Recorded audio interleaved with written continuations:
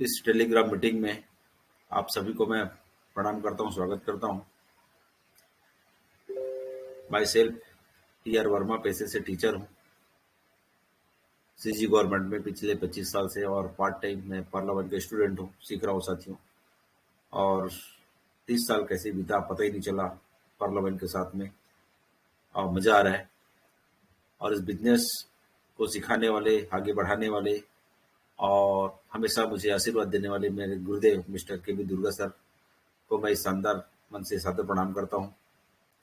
और भी हमारे दो महान गुरुदेव हैं, मिस्टर श्री राम सोनसी सर, और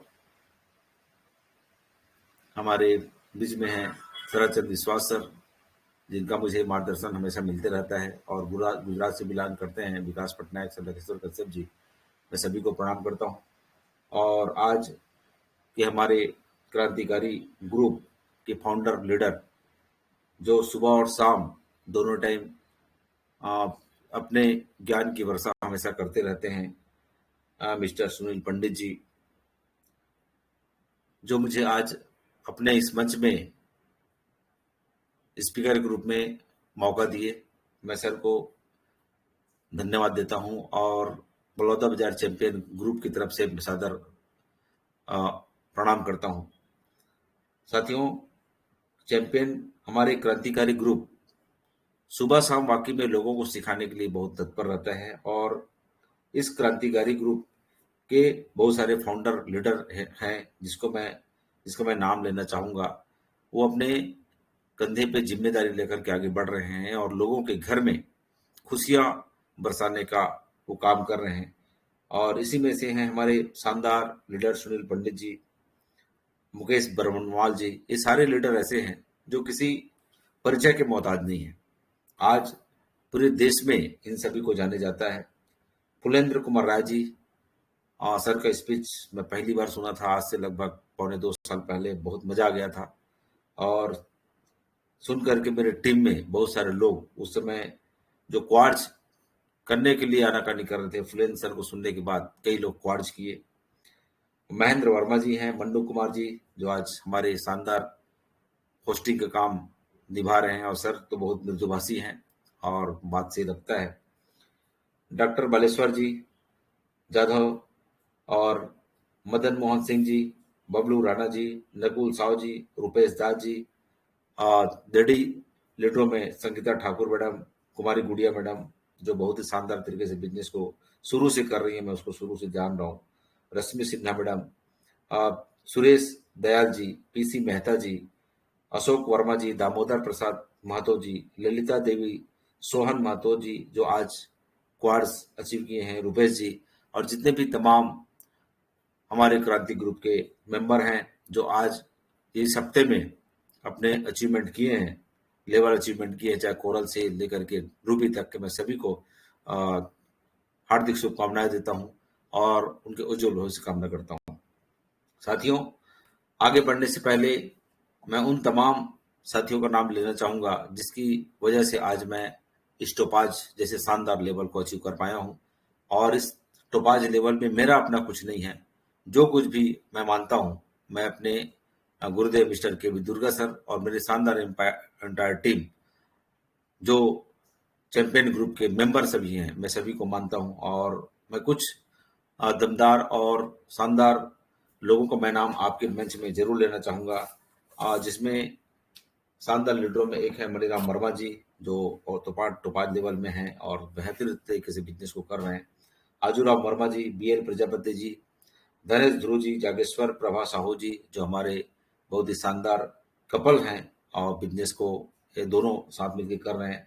शेखर साहू जी, हेम शंकर साहू जी, रमेश साहू जी, पुष्पलता जी, दोनों इन लोग भी बहुत बेहतरीन तरीके से बिजनेस कर पा रहे हैं। देवनायक जी, राजेश्वर साहू जी, जो हमारे चैंपियन ग्रुप के एक स्पार्ट शूटर माने जाते हैं।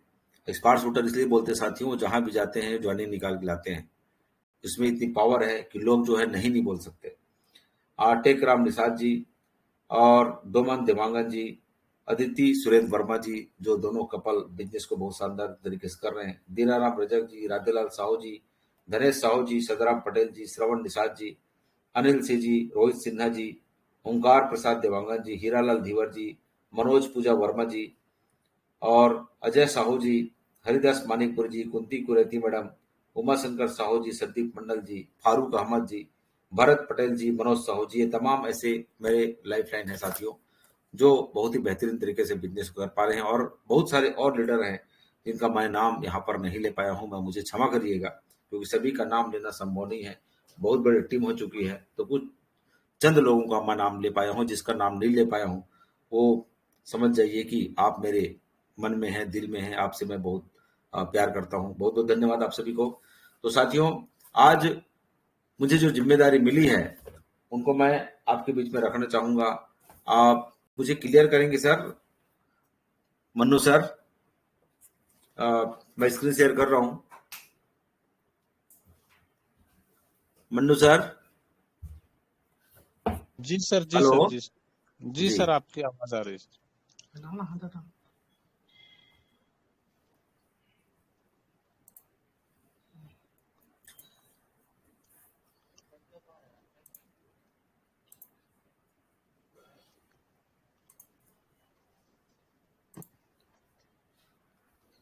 जी सर, आपकी स्क्रीन शेयर हो रही है। जी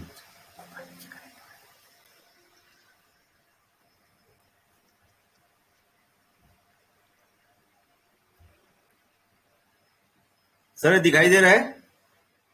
हाँ सर, बहुत हेलो शानदार। जी जी। आ रहा है सर, दिखाई दे रहा है।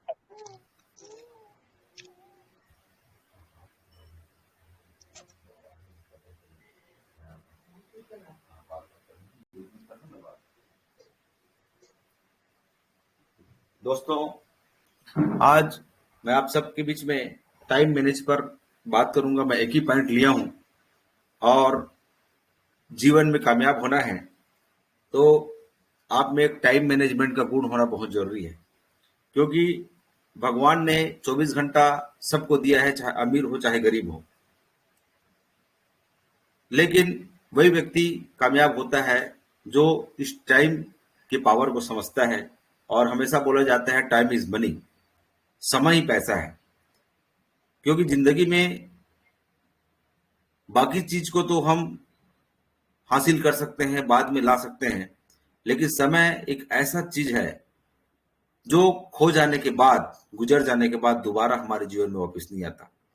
तो साथियों, आज मैं इसी पर आपके बीच में एक विस्तृत बात करना चाहूंगा, टाइम मैनेजमेंट पर। और हमारे बीच में बहुत सारे लोग आते हैं और काम करते हैं पार्लियामेंट में आकर के,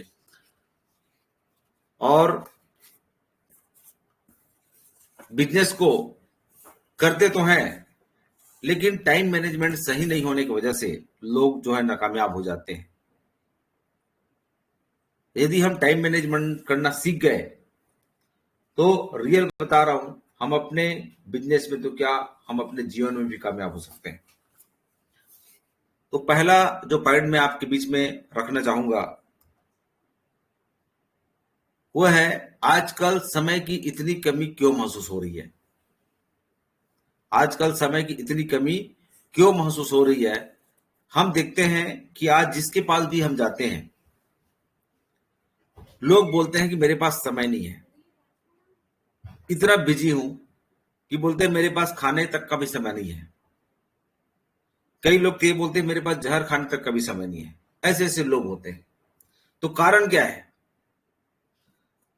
और हम 24 घंटे के समय को, ज्यादातर समय को हम बर्बाद कर देते हैं। प्रोडक्टिव समय में हम कम लगाते हैं और अनप्रोडक्टिव जो समय ज्यादा गुजार देते हैं। तो हम क्या ऐसा करें कि हम समय को मैनेज कर सकें? आज पूरी मेरा जो सेशन रहेगा वो टाइम मैनेजमेंट के ऊपर रहेगा, और 5-6 बिंदुओं पर आप सब के बीच में मैं चर्चा करूंगा। साथियों साथियों, क्या आपने कभी सोचा है कि हम समय पर काम नहीं होने से क्यों झल्ला जाते हैं, आग बबूला हो जाते हैं, या गुस्से में हो जाते हैं, चिढ़ जाते हैं, तनाव ग्रस्त हो जाते हैं, और समय की कमी के चलते लगभग हम बहुत सारी चीजों को सही समय में नहीं कर पाते, जल्दबाजी हो जाती है, हड़बड़ी हो जाती है। और इस चक्कर में हमारी तबीयत भी खराब हो जाती है, ब्लड प्रेशर भी बढ़ जाता है, लोगों से संबंध भी खराब हो जाते हैं, मानसिक संतुलन गड़बड़ा जाता है और कई बार तो दुर्घटनाएं भी हो जाती हैं। और जो समय की कमी हमारे जीवन के लिए एक अनिवार्य हिस्सा है साथियों, और लेकिन ये अप्रिय भी है। क्या हम ऐसा करें कि हमारे जो समय की कमी है वो दूर हो जाए। हमारे पूर्वजों के पास कोई टाइम मैनेजमेंट की जरूरत नहीं था, उनके पास घड़ियां नहीं थी, लेकिन हमें क्यों टाइम मैनेजमेंट की जरूरत पड़ रही है? क्या हमारे जो पूर्वज थे उनको 24 घंटे से ज्यादा 48 घंटे मिलते थे, या हमें कम समय मिल रहा है? साथियों, आप सब जानते हैं, न तो उनके पास 48 घंटा था, ना आज हमारे पास है। लेकिन आज हम देखें 20वीं सदी की शुरुआत से हमारे जीवन में समय कम पड़ने लग गए हैं, और यह समस्या देखा जाए दिनों दिन बढ़ती जा रही है। एक मजदूर व्यक्ति भी, एक छोटा कर्मचारी भी यही शिकायत करते रहता है कि मेरे पास समय नहीं है। और ये बड़ी अजीब विडंबना है साथियों कि 20वीं सदी शुरुआत होने के बाद लोग जो है समय बचाने के लिए नए नए उपकरण, नए नए यंत्र हमारे बीच में लाए और बनाते रहे। 20वीं सदी से पहले कार नहीं थी, मोटरसाइकिल नहीं थी, स्कूटर नहीं थे, लेकिन हमारे पूर्वज को कहीं पहुंचने के लिए जल्दी भी नहीं थी, जैसे आज हम लोगों को होता है, हड़बड़ी होती है। पहले किचन में बात करें, एक मिक्सर नहीं हुआ करता था, फ्रूट प्रोसेसर नहीं हुआ करता था, माइक्रोवेव नहीं थे, लेकिन जो हमारी माताएं हैं वो सील पर मसाला पीस करके खाना को पकाती थी और उनको कोई हड़बड़ी नहीं होता था। पहले बिजली नहीं थी, लेकिन किसी को रात भर जागकर काम करने की जरूरत भी नहीं थी। और आज हम देखते हैं कि ये सब कुछ होने के बाद भी हमारे पास कहीं जाने के लिए तत्काल कार है, एरोप्लेन है, कुछ काम करने के लिए हमारे पास मशीनें हैं, खाना बनाने के लिए हमारे बहुत सारे यंत्र हैं, लेकिन इसके बाद भी जीवन सरल नहीं है। पहले के जीवन सरल थे, लेकिन आज हमारे जीवन एक जटिल होता चला गया है। जब से औद्योगिक युग आया है, आप इस नौकरी का खेल जब से दौर शुरू हुआ है, मनुष्य को एक घड़ी ने गुलाम बना के रख दिया है। साथियों, पहले जीवन वाकई में सरल था, लेकिन अब जटिल हो गया है, और यही हमारी समस्या का मूल कारण है, टाइम मैनेजमेंट का नहीं होना। पहले लोगों की जीवन का रफ्तार धीमी था, लेकिन अब तेज हो गया है। लोगों को हर चीज में जल्दबाजी चाहिए, फास्ट चाहिए। तभी तो 2020 गेम का प्रादुर्भाव हुआ, और आज जो पिक्चर बनती है 3-3.5 घंटे की नहीं बनती, 2 घंटा 2.5 घंटा में बनाने का प्रयास किया जाता है। और आज आप देखते होंगे सीरीज बनते जा रहा है, या फिर उससे और छोटी छोटी पिक्चर बनती जा रही है, क्योंकि इसको समय लगता है कि मेरे पास, लोगों के पास समय नहीं है। आप देखेंगे, अभी मैं एक चीज मैं सुना कि हर्षवर्धन जैन जी, जिसको हम सब जानते हैं, मोटिवेशनल स्पीकर हैं, वो बोले जब से मैं 10-15 मिनट का वीडियो बनाया, मेरे सब्सक्राइबर और यूजर की संख्या ज्यादा बढ़ गई। तो आज लोगों के पास समय नहीं है। तो ऐसा क्यों? साथियों, हमारे जीवन में आज इंटरनेट आ गया है, और पलक झपकते ही हम दुनिया को अपने आप से जोड़ लेते हैं, दुनिया से जुड़ जाते हैं। हमारे जीवन में टीवी है, एक बटन दबाते ही हमें पूरी दुनिया की खबरें मिलनी चालू हो जाती है। हमारे पास और बहुत सारे संसाधन हैं, जैसे कार हैं, हवाई जहाज हैं, कहीं भी हम एक जगह से दूसरी जगह जा सकते हैं। और इससे हमारा समय तो बचा, लेकिन ऐसे क्या कारण है कि आज भी हम बोलते हैं कि मेरे पास समय नहीं है। साथियों, यहां पर मैं पार्किंसन के जो नियम हैं उनको मैं बताना जरूर चाहूंगा। पार्किंसन जो है वो कहता है कि काम उतना ही फैल जाता है जितना इसके लिए समय होता है। काम उतना ही फैल जाता है जितना इसके लिए समय होता है। इसका अर्थ है कि हमारे पास जितना काम होता है, हमारा समय भी उसी के अनुरूप फैलता है, सिकुड़ता है। साथियों, जितना ज्यादा काम होगा, आपका समय फैलेगा या सिकुड़ेगा। यानी कम समय में ज्यादा काम करने की योजना आप बनाएंगे तो आपका समय फैलेगा, और आपके पास काम कम है और समय उतना ही है, तब भी आप योजना बनाएंगे तो आपका समय सिकुड़ेगा। इसका एग्जाम्पल हम ले सकते हैं, जैसे हम कहीं छुट्टी मनाने जाते हैं, लंबे छुट्टी मनाने जाते हैं, तो उससे पहले क्या करते हैं? 2 दिन 3 दिन पहले हम काम को निपटाते हैं, इतनी तेज गति से निपटाते हैं कि जो काम हमको 4 दिन में करना चाहिए था उसको हम 2 दिन या 1 दिन में कर लेते हैं। तो वहां पर क्या हुआ? समय हमारा उतना ही है और समय को हम फैला दिए। काम ज्यादा हो गया, समय उतना ही है, समय को फैला दिए। साथियों, वहीं पर जब हम कहीं बाहर नहीं जाते हैं तो क्या होता है? हमारा समय सिकुड़ता है और उतने ही समय में हम काम को धीरे धीरे करते हैं। तो पार्किंसन का जो नियम क्या है कि काम उतना ही फैल जाता है जितना इसके लिए समय होता है।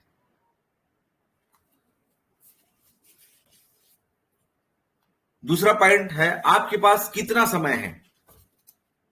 आपके पास कितना समय है? साथियों, चाहे टाटा हो, बिरला हो, अंबानी हो, अडानी हो, चाहे दुनिया के कोई भी उद्योगपति हो, चाहे साइंटिस्ट हो, चाहे राजनीतिज्ञ हो, सभी के पास समान समय है। 24 घंटा सबके पास है, चाहे अमीर हो चाहे गरीब हो।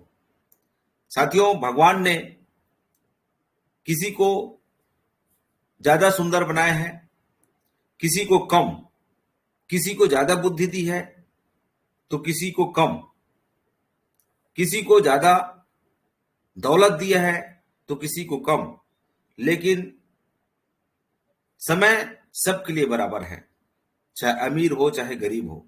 एक दिन में 24 घंटा सबके लिए है, और ये समय एक ऐसी दौलत है जिसे आप बैंक में जमा नहीं कर सकते। समय का गुजरना आपके हाथ में नहीं है, आप समय को नहीं रोक सकते। ये घड़ी की सुई के समान है जो लगातार आपके हाथ से फिसलते चला जाता है। साथियों, और हमारे हाथ में बस इतना रहता है कि आप इस समय का कैसा उपयोग करते हैं। अगर सदुपयोग करेंगे तो अच्छे परिणाम मिलेंगे, और अगर आप दुरुपयोग करेंगे इसके बुरे परिणाम मिलेंगे।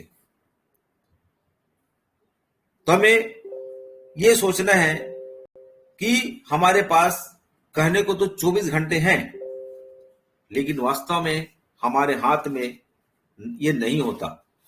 सच बताया साथियों, तो हम इन 24 घंटे में कितने घंटे का सदुपयोग कर पाते हैं? और शोध से पता चला है कि व्यक्ति जो है 60% अपने समय को यूज कर सकता है, या 60% समय पर उसका नियंत्रण रहता है, 40% समय पर उसका कोई नियंत्रण नहीं होता है। और इसे हमें नियंत्रण करना सीखना होगा। साथियों, एक औसत नियम की हम बात करें, भर्तृहरि जो एक राइटर हैं, उन्होंने एक वक्तव्य कहा कि यदि मनुष्य की उम्र 100 वर्ष है, भगवान ने 100 वर्ष उसको उम्र रखी है, जिसमें से आधी उम्र दिन में चली जाती है आधी समय, और आधी समय रात्रि में चली जाती है, और आधी में से बाल्यावस्था में और वृद्धावस्था में गुजर जाता है साथियों। बाकी बचे 25 जो वर्ष हैं, उसमें मनुष्य रोग या वियोग या अनेक प्रकार के दुख झेलते रहते हैं, या नौकरी चाकरी के चक्कर में पड़े रहते हैं। मतलब हमारे पास बहुत कम समय होता है अपने सपनों को पूरा करने के लिए। हमारी जिंदगी बहुत बड़ी नहीं है। आप अपने को देखो, आप कितने साल तक आप पढ़ाई किए, कितने साल बाद आप अपने पेट के लिए काम किए, अब आप यहां पे पर्ल वाइन में आए, आप अपने सपनों के लिए काम कर रहे हैं, और आपके लिए बहुत कम समय है। बहुत कम समय में आपको अपने सपनों को पूरा करना है। साथियों, समय अनमोल है, और समय जो है संसार में एक ऐसी चीज है जो सीमित है, और अगर आप दौलत गंवा देते हैं तो दोबारा आप उसको पा सकते हैं, घर गंवा देते हैं तो दोबारा उसको पा सकते हैं, लेकिन अगर आप समय गंवा दिए तो आपको वही समय दोबारा मिलने वाला नहीं है।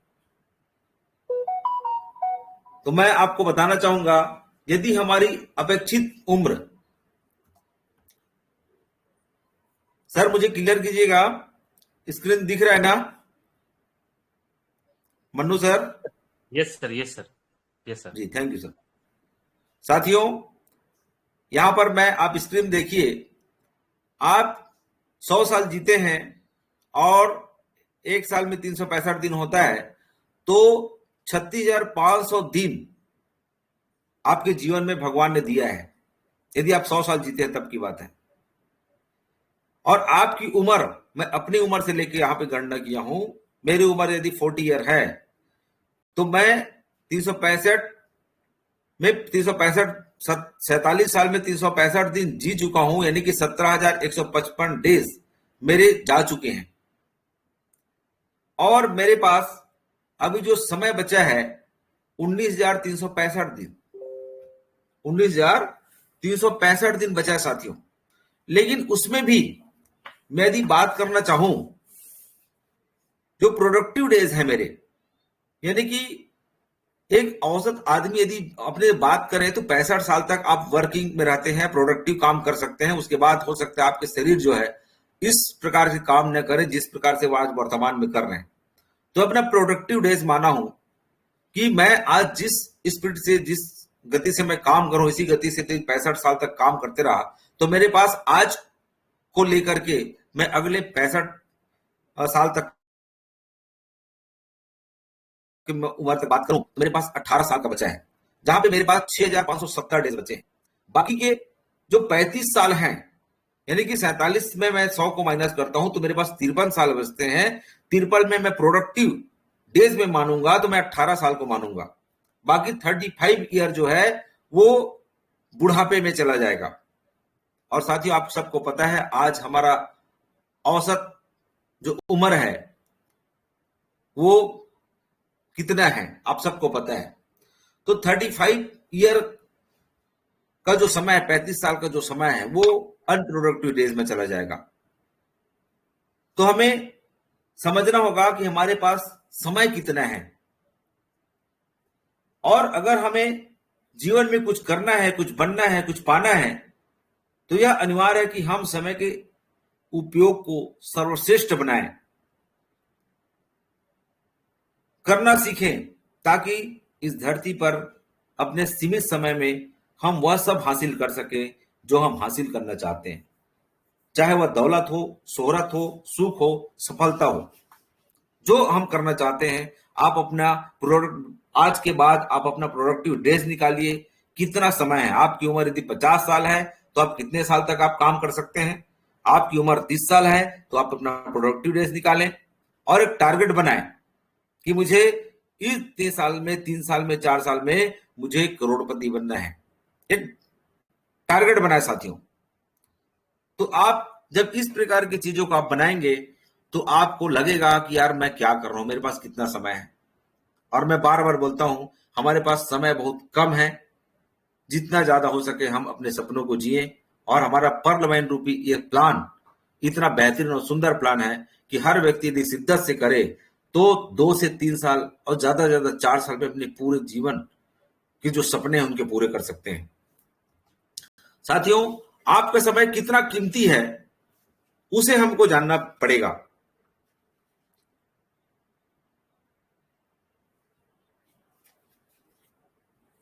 समय आपके जीवन का सिक्का है साथियों। यह आपके पास मौजूद एकलौता सिक्का है और सिर्फ आप ही यह तय कर सकते हैं कि इसे कैसे खर्च किया जाए। सतर्क रहें, वरना आपके बजाय दूसरे लोग इसे खर्च कर देंगे। और होता है, हम लोग सतर्क नहीं हैं, हम लोग आम व्यक्ति हैं और हम अपने समय को बेचने में ज्यादा माहिर हैं। और जो समय को बेचता है वो कभी भी अमीर नहीं बन सकता। उनके समय दूसरे खरीदते हैं और अपने सपने को पूरे करते हैं। और आज हमारे देश में हमारे समाज में 90% लोग समय को बेचना ज्यादा पसंद करते हैं। नेटवर्क का हिस्सा बनना ज्यादा पसंद करते हैं, नेटवर्क बनाना पसंद नहीं करते। और यही उनकी गरीबी का और संघर्षरत जीवन का मूल कारण होता है। तो या तो आप समय को अपने लिए लगा लें या समय को दूसरे के लिए बेच दें। और हम सब बेचे हुए हैं। मैं भी एक टीचर हूं, आज बेच चुका हूं सरकार को अपना समय। उसके बाद का जो समय मिलता है वो मैं मालिक बनने में गुजार रहा हूं, जहां मैं पार्लियामेंट को कर रहा हूं। और आप सबके आशीर्वाद से, ऊपर वाले के आशीर्वाद से आज मैं शानदार लेवल, टोपाज जैसे लेवल को मैं अचीव कर पाया हूं साथियों, जिसमें आप सबका ही योगदान है। साथियों, कहा जाता है कि समय धन है, लेकिन ये कहावत है जो पूरी तरह से सच नहीं भी माना जाता। सच तो हम यह कह सकते हैं कि समय जो है सिर्फ एक संभावित धन है। इस संभावित धन को हमें रियल धन में कन्वर्ट कैसे करना है, ये चीज को हमको सीखना पड़ेगा। समय तो धन है, लेकिन समय को आप कन्वर्ट करोगे, समय को प्रोडक्टिव चीजों में लगाओगे, तब वो धन के रूप में कन्वर्ट होगा साथियों। अगर आप समय का दुरुपयोग करते हैं, तब आप सदुपयोग करते हैं, तब आप धन कमाते हैं। और समय का दुरुपयोग करते हैं तो आप धन कमाने की संभावना को गंवा देते हैं। साथियों, समय को पहचानना है। कहा जाता है, एक व्यापारी लोग बोलते हैं कि धन उड़ रहा है, धन उड़ रहा है, बशर्ते उसको पकड़ने की हुनर आना चाहिए आपके पास। आपके पास ये पैसा उड़ रहा है और सही समय में यदि हम निर्णय लेते हैं कि हाँ उसे हमें पकड़ना है, उस स्किल को सीखना है, तो कामयाब हो सकते हैं। और आज 10% लोग ही कामयाब हैं, जिसके पास आज पूरी दुनिया के 90% पैसा जो है 10% लोगों के पास है। समय का मूल्य ज्ञात करने का फार्मूला आपको बताना चाहूंगा कि आपके 1 घंटे का मूल्य आपकी आमदनी बराबर काम के घंटे। साथियों, मान लो आप महीने में 50,000 कमाते हैं। आप देखिएगा, आप एक महीने में 50,000 रुपए कमाते हैं और 25 दिन में कमाते हैं, 5 दिन छुट्टी में चला जाता है, तो वर्किंग डेज आपके हो गए 25 दिन। और एक दिन में 8 घंटा काम करते हैं, तो 25 दिन में कितना घंटा काम किए आप? 200 घंटा काम किए। और इनकम बात करें साथियों, 50,000 को हम 200 घंटा में डिवाइड करेंगे तो 250 रुपया पर घंटा होता है। 250 रुपया पर घंटा आपका होता है। अब यहीं पर हम बात करें, यदि आप एक दिन में 1 घंटा खराब करते हैं, उदाहरण देना चाहूंगा, एक दिन में आप 1 घंटा खराब करते हैं तो 250 रुपया 1 घंटा में आप अपना नुकसान करते हैं। और 30 दिन में कितना घंटा खराब किए, कितना रुपया आपका नुकसान हुआ? 7,500 रुपया। और 12 महीने में 90,000 रुपए का आपको नुकसान होता है साथियों। यदि एक दिन में आप 2 घंटा बर्बाद करते हैं तो 1,80,000 का आपका नुकसान होता है साथियों। और ये फार्मूला आपको लिखना चाहिए। आप यदि 20,000 कमाते हैं, चाहे 10,000 कमाते हैं, चाहे 1,00,000 कमाते हैं, आपको ये फार्मूला रखना चाहिए कि आप 1 घंटे में या 1 मिनट में आप कितना कमाते हैं। इसको अभ्यास करने की जरूरत है। और ये जो अभ्यास जब आप कर लोगे तो आपकी आंखें खुली रह जाएंगी। और यह जो अभ्यास है, एक तो आपको यह पता चल जाएगा कि समय की बर्बादी करने से आपको कितना आर्थिक नुकसान हो रहा है, पर डे का, पर मंथ का, पर ईयर का। इसलिए आप समय बर्बाद नहीं करेंगे और आप दूसरे या इससे अगर आपको और ज्यादा काम हो तो और अच्छा काम कर सकते हैं, बशर्ते आपको आभास हो जाएगा कि मैं आज कितना मैं अनप्रोडक्टिव समय गुजार दिया हूं और मेरा कितना का नुकसान हो रहा है। दूसरे शब्दों में बात करें कि आप अपने समय को मूल्यवान समझने लग जाएंगे और आपको लगेगा, एक फील होगी अंदर से कि मुझे आर्थिक नुकसान हो रहा है। तो आप क्या करेंगे? आप अपने काम में लग जाएंगे और समय बढ़ाने के लिए सोचेंगे और काम को तेज गति से करेंगे। साथियों, एक फार्मूला है जिसे आप एक बार प्रयोग करने के लिए जरूर अपनाएं। एक चमत्कारिक परिवर्तन हो सकता है आपके जीवन में। आप समय के उपयोग को लेकर के सतर्क हो जाएंगे जब आप इस प्रकार के फार्मूला आप यूज करेंगे। आप समय बर्बाद करना छोड़ देंगे।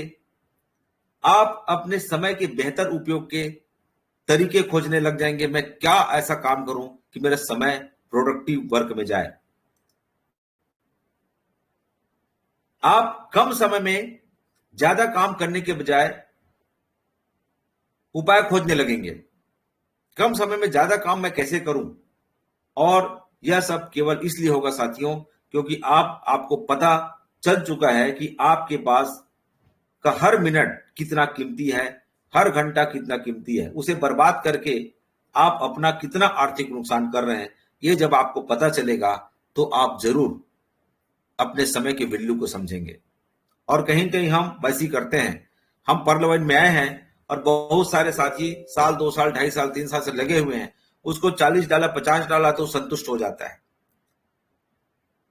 कभी महीने का 50,000 भी आ जाता है, कभी 1,00,000 आता है तो 1,00,000 का 50,000 हो जाता है, तब भी उसको कुछ नहीं होता है। जबकि होना चाहिए कि यार पिछले महीना मेरे 1,00,000 आया था, इस महीना 50,000 आया, तो क्यों आया? मैं कहां अपने समय को गंवाया हूं? ये सोचना पड़ेगा साथियों। सोचना बहुत जरूरी है। टारगेट बनाना जरूरी है। नेक्स्ट पॉइंट है समय की लॉग बुक करें। समय की लॉग बुक करें साथियों। जैसे स्टूडेंट होते हैं, हम लोग बोलते हैं कि भैया हमें किस टाइम उठना है, किस टाइम फ्रेश होना है, किस टाइम नाश्ता करना है, किस टाइम स्कूल जाना है। ये सारा एक लॉग बुक बना रहता है। हमें भी लॉग बुक का इस्तेमाल करना चाहिए। ये बहुत अच्छा काम करता है। जिस तरह आप पैसों की बजट बनाते हैं, महीने में मैं इतना कमाऊंगा तो इतना इतना मैं खर्चा करूंगा, उसी तरह आप साथियों समय का भी बजट हमें बनाना पड़ेगा। बजट बनाने के लिए आपको यह हिसाब लगाना पड़ेगा कि आपको पैसा कहां खर्च करना हो रहा है। समय के मामले में भी आप यही नीति अपनाएं कि आपके पास जो 24 घंटा है उसे आप कैसे कैसे यूज कर रहे हैं। आप देखें, एक डायरी ले सकते हैं। उस डायरी में आप इस प्रकार से आप बना सकते हैं। मैं एग्जांपल के लिए लिख दिया हूं, बाकी आप उधर कर सकते हैं। 6 बजे आप उठते हैं और 6 बजे से 6:30 बजे तक क्या करते हैं, 6:30 से 8 बजे तक क्या करते हैं, ये सारा चीज आपके सुबह उठने के बाद सोते तक का आप लॉग बुक जरूर बनाएं। तो आप देखेंगे कि आप लॉग बुक के हिसाब से प्रतिदिन अपने काम को अंजाम दे रहे हैं कि नहीं दे रहे हैं। साथियों, मैं सेमिनार भी करता हूं, भाटापारे में सेमिनार होता है, वहां पर भी मेरा सेमिनार शुरू होने से पहले लास्ट तक का एक शेड्यूल बना रहता है कि मंच में एक होस्ट को कितना समय गुजारना है, एक स्पीकर आया है उसको भी मैं समय दे देता हूं, सर आपको 1 घंटा बोलना है, 40 मिनट बोलना है, एक समय देता हूं, बता देता हूं, ताकि हमारा जो सेमिनार है वो सही समय में, करेक्ट समय में खत्म हो सके। हमें यदि सम्मान देना है coral, ओनेक्स, quartz, amethyst, topaz, Ruby level को, तो वहां पर भी एक समय निर्धारित होता है कितना समय में उन सबको मंच खाली करवाना है। और जो भी वहां पे ऑर्गेनाइजर रहता है, मंच के संचालक रहता है, उनको वो चीज, वो सूची दे दी जाती है कि भैया आपको इतने समय में, 20 मिनट में, आधा घंटे में आपको मंच को खाली करना है, ये आप तय करें। तो इसका बेनिफिट होता है साथियों, हमारा जो सेमिनार है समय में चालू होता है और समय में लगभग खत्म हो जाता है।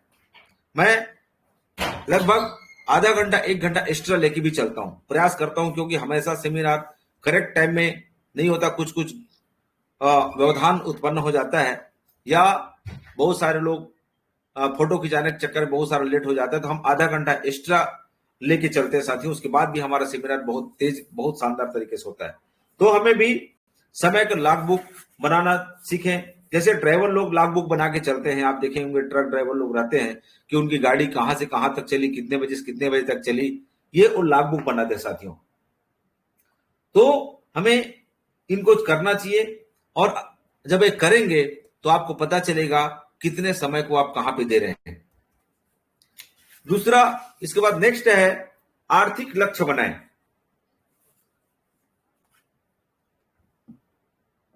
आर्थिक लक्ष्य बना के चले साथियों। और अगर आपका कोई लक्ष्य नहीं है तो आपकी सफलता संदिग्ध है। और लक्ष्य है अगर आपके पास में, तो लक्ष्य को पाने के लिए आप जब योजना बनाते हैं तो निश्चित रूप से आपके लक्ष्य जरूर मिल जाएंगे। और आप यदि नहीं जानते हैं कि आप कहां पहुंचना चाहते हैं तो आप कहीं भी नहीं जा सकते। एक व्यक्ति चौराहे में खड़ा था, एक युवक खड़ा था, और एक बुजुर्ग से पूछा कि बाबा जी रास्ता कहां जाता है? तो बोले आपको कहां जाना है? मुझे पता नहीं। तो बोले आप कहीं भी चले जाओ, आपको तो पता ही नहीं कहां जाना है, तो कहीं भी जाओ। तो साथियों, आपको कहां जाना है वो आपको पता होना चाहिए। आप ट्रेन टिकट कटाने गए हैं और आप टिकट काउंटर में जाकर बोलते हैं मुझे टिकट दे दीजिए। काउंटर वाले बोलेगा भाई कहां जाना है? तो मुझे पता नहीं, तो कैसे देगा वो? तो आप आर्थिक लक्ष्य बनाए साथियों, क्या करना है, पर डे का आर्थिक लक्ष्य क्या है, महीने का आपका आर्थिक लक्ष्य क्या है, साल का आर्थिक लक्ष्य क्या है, आपका पूरे 5 साल का आर्थिक लक्ष्य क्या है, ये आप आर्थिक लक्ष्य बना के चलें साथियों।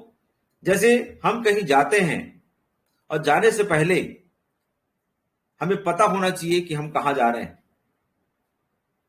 तो लक्ष्य हमारा बन जाता है, योजना बन जाती है। मुझे दिल्ली जाना है तो मुझे पता है कि वहां पर मुझे किस ट्रेन से जाना है, किस समय उतरना है, किस समय चढ़ना है, कब मुझे वापस आना है, कहां कहां रुकना है, क्या क्या काम करना है, ये लक्ष्य हो गया।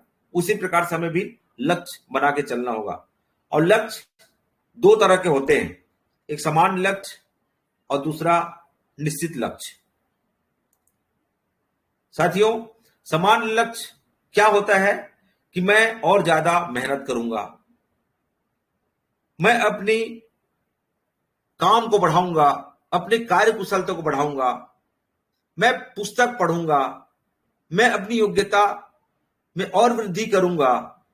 ये आपके समान लक्ष्य हैं जहां पे एक निश्चितता नहीं है। लेकिन वहीं पे हम बात करें एक स्पष्ट लक्ष्य की, तो वहां पर आता है साथियों, मैं हर घंटे काम करूंगा, मुझे हर घंटा 8 घंटा काम करना है, ये आपकी स्पष्ट लक्ष्य है। मुझे हर महीना 50,000 कमाना है, मुझे हर महीना 1 लाख कमाना है, मुझे हर महीना 2 लाख कमाना है, ये आपका स्पष्ट लक्ष्य है।